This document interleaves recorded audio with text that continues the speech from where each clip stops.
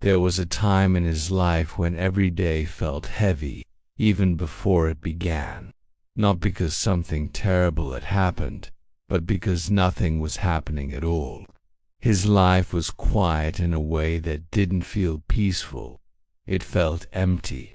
He woke up, followed the same routine, talked to the same people, and went to sleep with the same unanswered questions. And the hardest question of all was one he never said out loud. Is this really all my life is going to be? He wasn't lazy, he wasn't careless. In fact, he tried very hard. But effort without direction feels like running in place.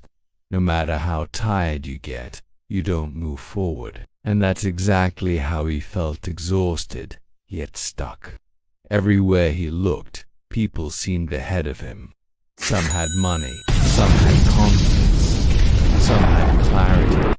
They spoke about goals and dreams as if they were obvious things everyone just knew. He smiled when they talked, nodded when they succeeded, congratulated them when they won. But inside, something kept sinking. He compared himself constantly, even when he told himself not to. Comparison followed him like a shadow. At night, when the world went quiet, his thoughts got louder. He replayed mistakes from years ago, choices he didn't make, chances he was too afraid to take. And with each memory, the same conclusion appeared. I wasted time.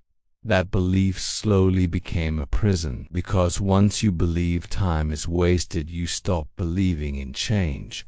One evening after another day that felt exactly like the one before it, he sat alone in his room, lights off, phone in his hand. He wasn't scrolling anymore. He was just staring at the screen, not even seeing it. His reflection stared back at him, tired eyes, tense shoulders, a face that had forgotten what hope felt like. And for the first time in a long time, he asked himself an honest question. What am I actually afraid of? The answer didn't come immediately, but when it did, it surprised him. He wasn't afraid of failing. He was afraid of trying his hardest and still not being enough. That fear had controlled more of his life than he realized. It was why he delayed decisions, why he stayed silent when he had ideas, why he stayed where he was, even when he was unhappy. Because as long as he didn't fully try, he could tell himself the outcome didn't define him. But that night, something shifted. He realized that avoiding pain had slowly turned into avoiding life, and that scared him more than failure ever could. The next morning, nothing magical happened. The world didn't feel different. His problems didn't disappear. But he made a quiet decision, one that no one else noticed. He decided to stop waiting for confidence. He decided to act first, not in a dramatic way, not by changing everything overnight, just one small action, then another. He started by keeping promises to himself, even tiny ones. Waking up when he said he would, finishing tasks instead of abandoning them halfway, learning instead of distracting himself, speaking even when his voice felt uncertain. Some days he failed. Old habits pulled him back. Doubt whispered that this effort was pointless, that it was too late, that people like him don't change. But this time, he didn't listen, because he had learned something important. Motivation comes and goes, but self-respect is built. And self-respect is built when you do what you said you would do, especially when it's uncomfortable. Weeks turned into months. Progress was slow and mostly invisible. No applause, no sudden success. And yet, something inside him was different. He trusted himself a little more.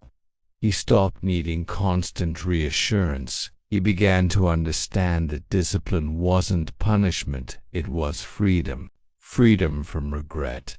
freedom from excuses, freedom from the version of himself that always wondered what if. He still felt fear, he still felt doubt, but they no longer controlled him. They became signals instead of stop signs. One day someone asked him how he stayed consistent. He paused before answering. Then he said, "I stopped trying to become someone else. I focused on becoming reliable to myself." That was the lesson he wished he had learned earlier. Life doesn't change when you suddenly feel inspired. It changes when you repeatedly choose what matters over what's easy. When you accept that growth is uncomfortable, lonely, and often misunderstood. When you stop expecting instant results and start respecting the process. He learned that time isn't wasted if it teaches you something, and even the years that feel lost can become foundations if you choose to build on them instead of blaming them. If you're listening to this and you feel behind, remember this. Life is not a race against others. It's a relationship with yourself. And every day you show up honestly, you strengthen that relationship. You don't need to be perfect to move forward. You don't need to be fearless to begin. You just need to be willing to try again today, because one day you'll realize that the hardest part wasn't the struggle. It was believing you were allowed to change. And once you believe that, everything becomes possible.